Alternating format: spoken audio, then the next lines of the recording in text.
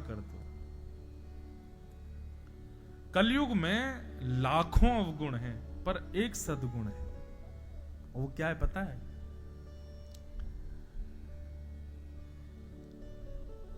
शंख चक्र गदा पद्मधारी श्रीमन नारायण चतुर्भुज भगवान। अब जैसे ही मैंने कहा चतुर्भुज भगवान, आपका चित्त ड्राइंग अपने आप बना देता है। तुरंत शंख चक्र गदा पद्म, चार भुजाएं हैं भगवान की, अपने आप ठाकुर जी प्रकट हो जाते हैं। पंढरपुर के श्री पंडरीनाथ श्री विठ्ठल भगवान, मेरे बोलते ही आपके चित्त में कमर पर हाथ रहे श्री ठाकुर जी प्रकट हो जाएंगे। वृंदावन श्री राधा रमण लाल त्रिभंग ललित ठाकुर जी तुरंत आपके चित्त में प्रकट हो जाएंगे। ये संभवता केवल कलयुग में है और कहीं नहीं है। बोलते ही ठाकुर जी चित्त में प्रकट होते हैं। नहीं तो आप सुनोगे सतयुग त्रेता द्वापर में लोग हजार हजार वर्ष तपस्या कर रहे हैं,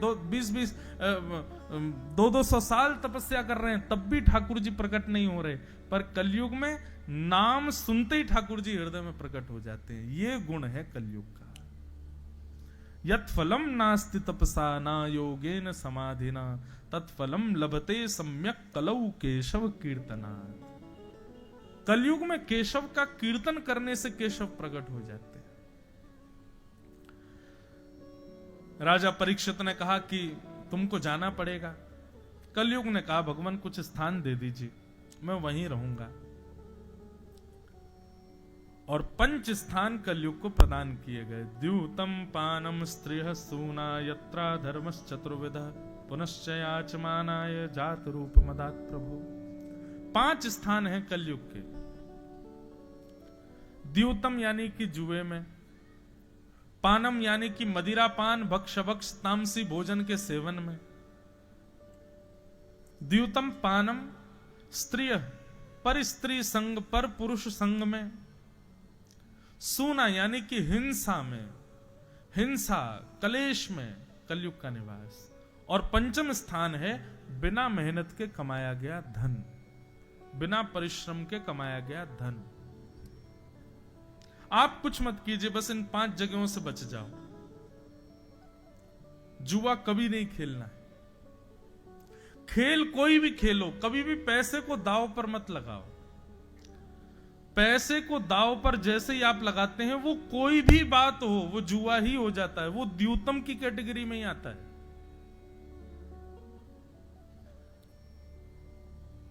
द्यूतम,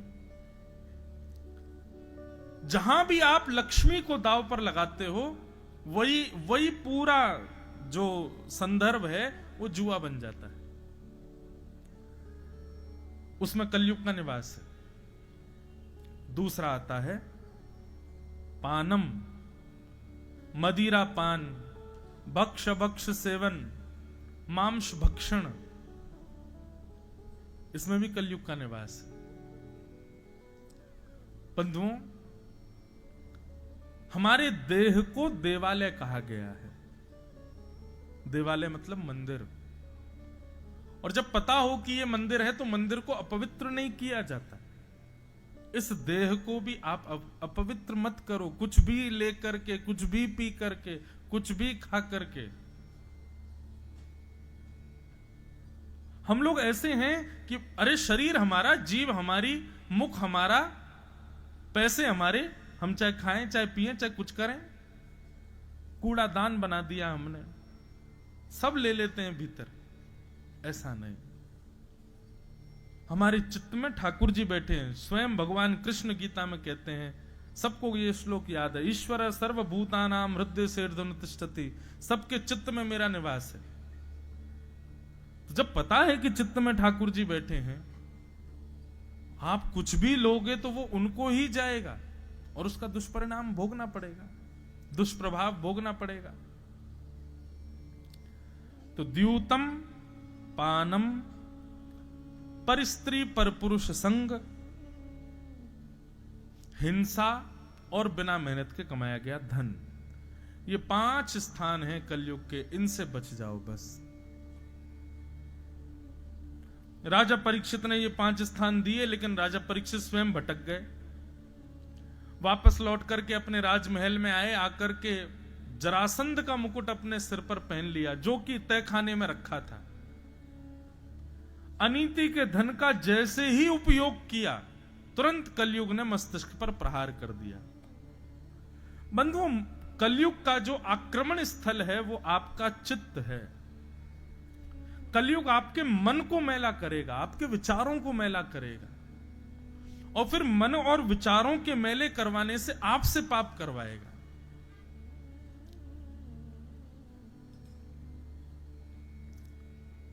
इसीलिए कहते हैं ये दशांश दान करो, 10वां हिस्सा दान किया करो,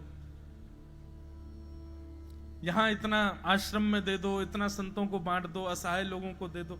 क्यों ये बांटने का विधान क्यों है? ताकि हमारे धन में जो अंश कलयुग का हो वो निकले, वो जाए। राजा परीक्षित ने जैसे मुकुट पहना, मस्तिष्क में आकर के आक्रमण कर दिया कलयुग ने। और राजा परीक्षित आज आखेट को वन में गए। आखेट कहते हैं शिकार को, शिकार करने वन में गए। आज तक राजा कभी नहीं गए, पहली बार आज आखेट को वन में गए। सब लोग चौंक गए, बोले राजा परीक्षित कैसे जा रहा है? इनके यहां तो हिंसा करना मना है, आज राजा परीक्षित स्वयं जा रहे हैं। यही तो कलयुग का प्रभाव है। जो आपके परिवार खानदान पुश्तैनी में कभी ना किया गया हो, वो काम भी जो आपसे करवा दे, वो कलयुग है। जो आपके दादा परदादा पीढ़ी दर पीढ़ियों ने नहीं किया, वो आप करने लग गए।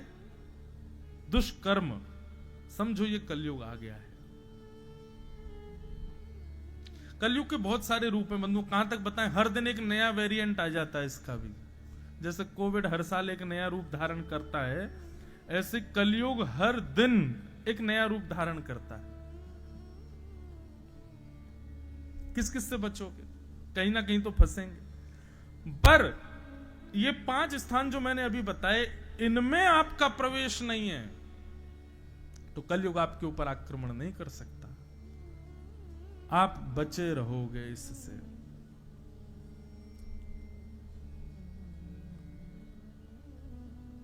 बहुत